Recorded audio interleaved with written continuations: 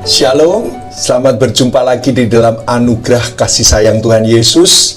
Kiranya damai sejahtera Tuhan senantiasa ada dalam hidup kita. Apa kabarmu? Semua baik-baik? Semua dalam pemeliharaan Tuhan, semua dalam mujizat Tuhan, amin. Saya ingin menyapa semua teman-teman saya yang tertulis di bawah ini, yang giat di dalam pekerjaan Tuhan, yang sungguh-sungguh untuk melayani pekerjaan Tuhan dalam misi kepedalaman, juga anak-anak rohani saya, juga teman-teman yang terlibat di dalam pelayanan MCC, serta jemaat MCC yang ada di Indonesia maupun yang ada di luar. Tuhan memberkati.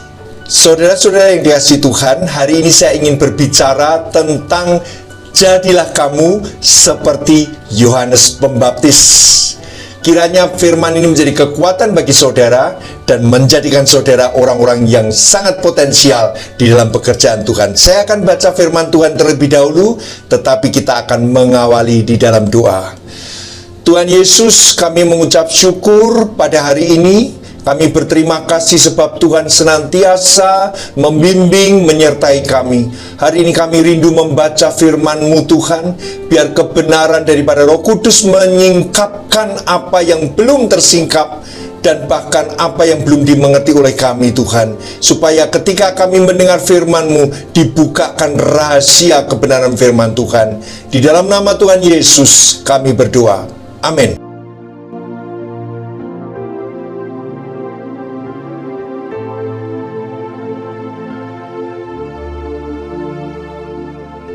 Pembacaan kita terambil dari kitab Markus pasal yang pertama ayat kedua sampai keempat. Begini firman Tuhan. Seperti ada tertulis dalam kitab Nabi Yesaya, lihatlah aku menyuruh utusanku mendahului engkau. Ia akan mempersiapkan jalan bagimu. Ada suara orang yang berseru-seru di padang gurun, persiapkanlah jalan untuk Tuhan, luruskanlah jalan baginya. Demikianlah Yohanes Pembaptis tampil di padang gurun dan menyerukan, bertobatlah dan berilah dirimu dibaptis, dan Allah akan mengampuni dosamu.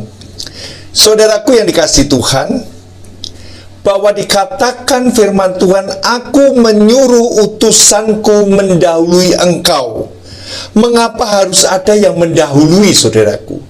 Mengapa sebelum Yesus masuk di dalam pelayanan, mengapa harus didahului oleh Yohanes Pembaptis? Dan dikatakan bahwa Yohanes Pembaptis mempersiapkan jalan bagimu, mempersiapkanlah jalan untuk Tuhan, luruskanlah jalan baginya. Saudaraku, tanpa pertobatan, orang tidak akan mengerti firman Tuhan. Tanpa menerima Yesus Kristus sebagai Juru Selamat dan Tuhan, orang tidak akan mengerti firman Tuhan. Oleh sebab itu, ketika Yohanes mendahului, di mana pertobatan harus terjadi. Saudaraku, berbicara pertobatan, anehnya orang-orang di sini atau mereka ini mengaku dosa dengan sendirinya. Mereka datang dari Yudea, mereka datang dari seluruh penduduk Yerusalem, datang bahkan orang Farisi, orang Saduki datang untuk bertobat. Dengan sendirinya datang untuk bertobat. Saudaraku, padahal kalau kita simak perkataan Yohanes Pembaptis sangat keras, saudaraku. Dikatakan khotbah Yohanes Pembaptis, hai kamu keturunan ular beludak, siapakah yang mengatakan kepada kamu bahwa kamu dapat melarikan diri dari murka yang akan datang? Jadi hasilkanlah buah yang sesuai dengan pertobatan, dan janganlah mengira bahwa kamu dapat berkata dalam hatimu, Abraham adalah bapak kami, karena aku berkata kepadamu, Allah dapat menjadikan anak-anak bagi Abraham dari batu-batu ini. Kapak sudah tersedia pada akar pohon, dan setiap pohon yang tidak menghasilkan buah yang baik pasti ditebang dan dibuang ke dalam api. Saudaraku, Yohanes Pembaptis berbicara di depan orang banyak. Artinya, saudara, sebenarnya membukakan tentang dosa. Yohanes Pembaptis membukakan secara terang-terangan tentang dosa. Bahkan dikatakan akan kamu keturunan ular beludak. Saudaraku, perkataan ini keras, tetapi mereka menerima dan mereka ingin bertobat, saudaraku. Sebenarnya yang ditelanjangi bukan orang-orang ini, tetapi yang ditelanjangi adalah pekerjaan setan dan setan itu sendiri. Yohanes Pembaptis ketika berkhotbah, dia menghancurkan segala strategi daripada setan.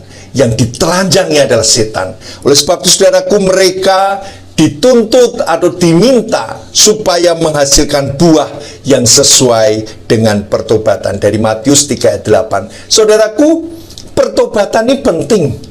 Orang tidak akan mengerti kekristenan, orang tidak akan mengerti Injil tanpa pertobatan.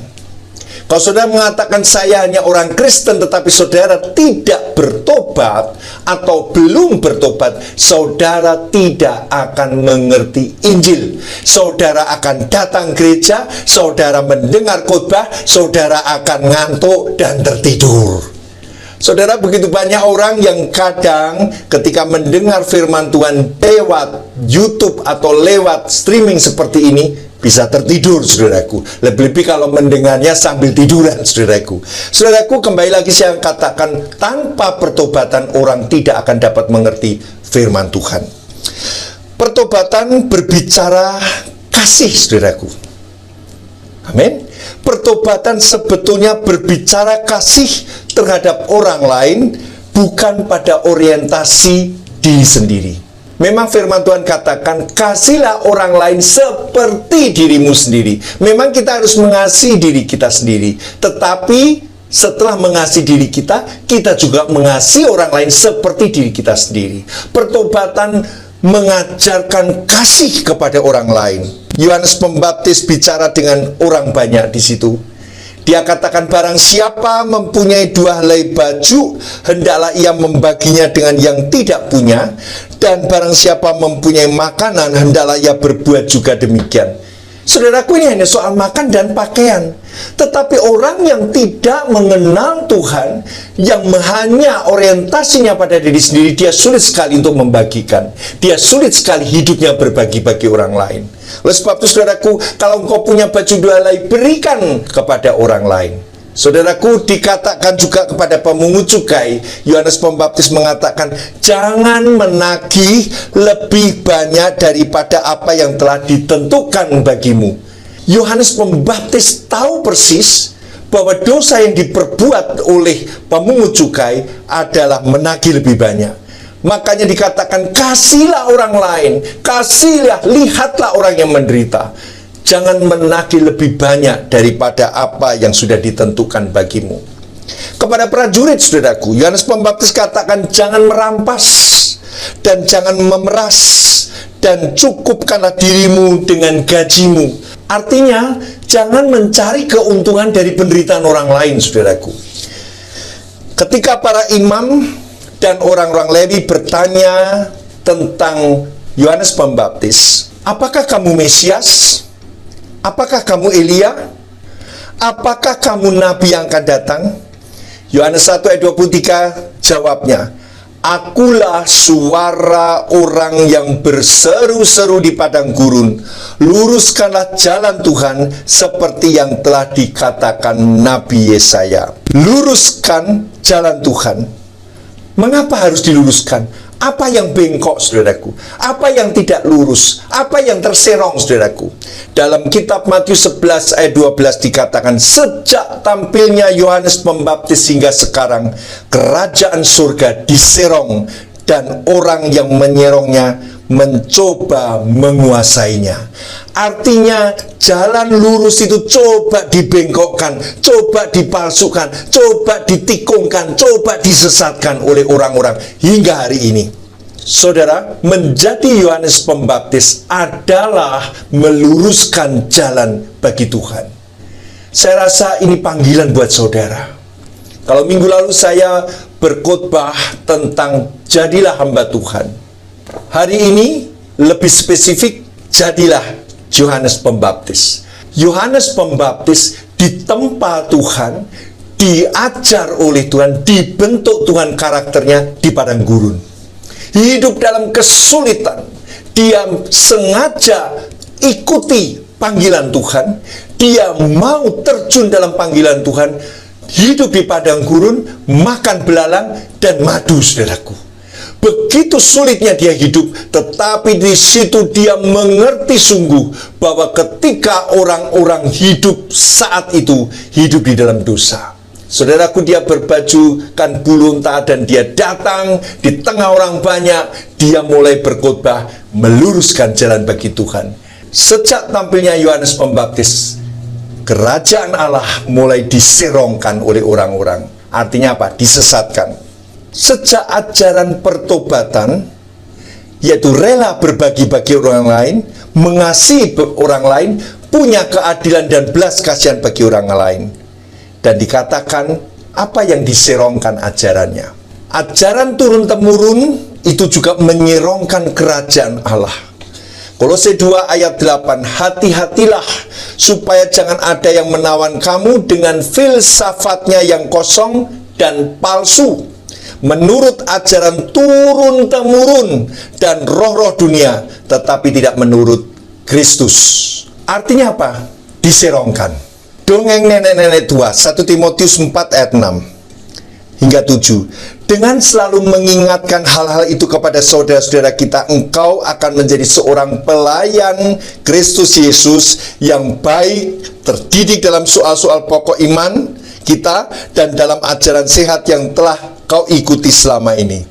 Tetapi jauhilah tahyul dan dongeng nenek-nenek tua, latihlah dirimu beribadah. Saudaraku, ini jalan yang diserongkan. Saya tahu bahwa kita orang timur sangat menghormati orang tua, sangat menghormati leluhur kita. Tetapi ayat ini mengatakan, jauhilah tahayul dan dongeng nenek-nenek tua. Kadang, saudaraku, justru karena penghormatan itu, kita bisa salah, saudaraku. Kita harus mengerti poros kebenaran firman Tuhan. Hal-hal yang tidak seturut dengan firman Tuhan, itu harus dijauhi.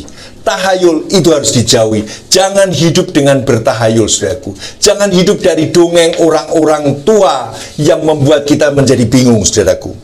Saudaraku, ajaran agama yang hanya dilihat orang itu sama, saudaraku. Dikatakan dalam Matius 6 ayat 5, mereka suka mengucapkan doanya dengan berdiri dalam rumah-rumah ibadat dan pada tikungan-tikungan jalan raya supaya dilihat orang. Ajaran kerajaan Allah diserongkan, saudaraku. Seolah-olah orang yang hidupnya benar-benar beribadah, seolah-olah benar, saudaraku. Padahal mereka tidak menerima keselamatan daripada Tuhan. Posisi kita di mana? Tanpa pertobatan kita tidak akan mengerti ajaran Yesus. Tanpa jalan yang diluruskan kita tidak akan dapat memahami ajaran Yesus. Saudaraku yang dikasihi Tuhan, jadilah Yohanes Pembaptis di dalam masa akhir zaman ini. Yesus memakai gerejanya untuk meluruskan jalan bagi kerajaan Tuhan. Pada akhir zaman ini, Yesus memakai orang-orang pilihannya untuk berbicara secara tegas tentang kebenaran firman Tuhan. Pada judul khotbah saya, jadilah kamu Yohanes Pembaptis. Saya percaya saudara juga mengalami situasi-situasi yang sulit. Saudara mengalami suatu masa kondisi yang berat, seperti di padang gurun, tidak ada bantuan, tidak ada pertolongan, hidup di dalam suatu kesulitan, kekeringan. Tetapi saudara harus tahu, orang-orang pilihan Allah dipersiapkan hal itu untuk nantinya masuk di dalam pekerjaan Tuhan yang besar. Saudaraku, panggilan menjadi Yohanes Pembaptis itu melalui dia diproses oleh Tuhan di padang gurun yang sulit, yang hidupnya dengan binatang-binatang yang liar. Dan saudara tahu, hal itu menjadikan karakter Yohanes Pembaptis menjadi orang yang tegas dan berwibawa. Saudara, banyak orang mengaku dirinya Kristen, tetapi dia tidak tegas di dalam dosa. Dia tidak tegas di dalam prinsip hidupnya. Dia mudah terombang-ambing. Dia menggampangkan hidupnya. Dia bahkan tidak mau tahu tentang situasi di luar. Dia hanya lihat dirinya mana yang menguntungkan. Saudaraku, Yohanes Pembaptis diajak oleh Tuhan untuk meluruskan jalan yang sudah bengkok ini. Yohanes Pembaptis diajak Tuhan untuk meluruskan sebelum Tuhan datang. Seperti kita, saudaraku.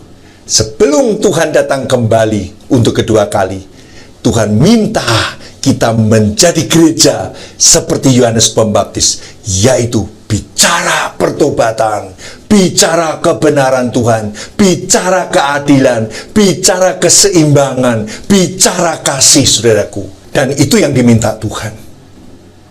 Saudara, kita jangan berontak, kita jangan bingung ketika kita dalam situasi yang paling sulit dalam hidupmu. Kita jangan, saudara, engkau jangan putus asa ketika engkau di dalam situasi yang sulit seperti di padang gurun. Tahukah engkau sementara Tuhan mempersiapkan hidupmu menjadi seorang yang kuat seperti Yohanes Pembaptis? Apakah engkau nabi? Apakah engkau Mesias? Yohanes Pembaptis katakan, bukan, aku adalah orang yang berseru-seru untuk memberitakan pertobatan. Mengapa berseru? Mengapa tidak bisik-bisik saja, saudaraku? Pertobatan itu harus dibukakan. Pertobatan itu harus diserukan, saudaraku. Ketika membukakan dosa, itu bukan bisik-bisik, tetapi dibukakan dengan lantang, saudaraku. Karena kita bukan menelanjangi orang itu, tetapi kita menelanjangi dosa yang diperbuatnya, menelanjangi pekerjaan setan dalam dirinya. Oleh sebab itu, saudaraku, pertobatan bukan syarat saudara masuk gereja. Tidak, saudaraku. Pertobatan itu syarat engkau mengenal Tuhan, syarat engkau membuka hatimu supaya Yesus masuk dalam hatimu, dalam jiwamu, dalam hidupmu. Saya tidak akan bicara tentang dosa, tetapi saudara sudah tahu apa yang saudara lakukan, apakah itu berbuat dosa atau tidak. Saya mau katakan, pertobatan itu mengajarkan hidup yang penuh dengan kasih. Pertobatan itu mengajarkan hidup yang melihat sisi orang lain, bukan diri saudara sendiri. Saudaraku yang dikasihi Tuhan, Yohanes Pembaptis dipersiapkan Tuhan untuk meluruskan jalan. Gereja Tuhan akhir zaman dipersiapkan Tuhan untuk meluruskan jalan, untuk menyiapkan jalan untuk kedatangan Tuhan kedua kali menjemput orang salehnya. Saudara-saudara yang dikasihi Tuhan, ini saatnya, saudaraku. Jadilah orang percaya yang tegas dan wibawa. Jadilah orang percaya yang sungguh-sungguh punya prinsip yang kuat. Jangan leda-lede, saudaraku. Orang Jawa bilang leda-lede. Geng-geng boten kepanggih, saudaraku. Jadilah orang percaya yang sungguh-sungguh, yang kuat, saudaraku. Tidak tergoyahkan, tidak tergoncangkan. Seperti kerajaan Allah, tidak tergoncangkan. Unshakable kingdom, tidak tergoncangkan. Yohanes Pembaptis, dia secara sendiri, dia hanya modalnya hidup dari proses Tuhan di padang gurun. Hidup dari perkuliahan hidup dengan Tuhan. Tetapi dia mampu membukakan dosa. Dia mampu menjabarkan dosa kepada orang-orang banyak. Prajurit, bahkan pemungut cukai, dan orang Saduki, orang Farisi, saudaraku. Saudara yang dikasihi Tuhan, panggilan ini adalah kesempatan bagi saudara. Kalau saudara menangkap firman ini, tangkap, saudaraku. Dan engkau katakan, Tuhan, jadikan aku orang percaya yang punya prinsip yang kuat, yang punya kesungguhan iman yang kuat, Tuhan, supaya aku dapat melihat orang lain dan aku bisa menyelamatkan orang lain yang hidup dalam dosa dan kematian kekal. Tuhan memberkati saudaraku. Mari kita berdoa. Tuhan, berkati firman yang hamba-Mu telah sampaikan. Kiranya boleh hati kami terbuka akan kebenaran-Mu, supaya kami menjadi orang Kristen yang kuat, menjadi orang percaya yang punya prinsip yang kuat, tidak terombang-ambing oleh ajaran-ajaran saat ini, tetapi punya kekristenan yang kuat, ajaran yang kuat daripada Tuhan. Tuhan, kami minta hikmat-Mu, kami minta pertolongan-Mu, kami minta anugerah-Mu Tuhan, supaya kami tahu bahwa kami dipanggil Tuhan menjadi Yohanes Pembaptis akhir zaman, menjadi gereja Tuhan yang menyiapkan jalan bagi kedatangan Tuhan kedua kali. Terima kasih Tuhan Yesus. Kami memberkati setiap orang yang sudah mendengar, diberkati oleh Tuhan. Dan terimalah berkat daripada Allah Bapa dan kasih sayang daripada Tuhan Yesus dan persekutuan dengan Roh Kudus menyertai hidupmu hari ini, besok, sampai selama-lamanya. Amin. Tuhan memberkati saudaraku. Sampai jumpa kembali pada tayangan berikutnya. Tuhan memberkati.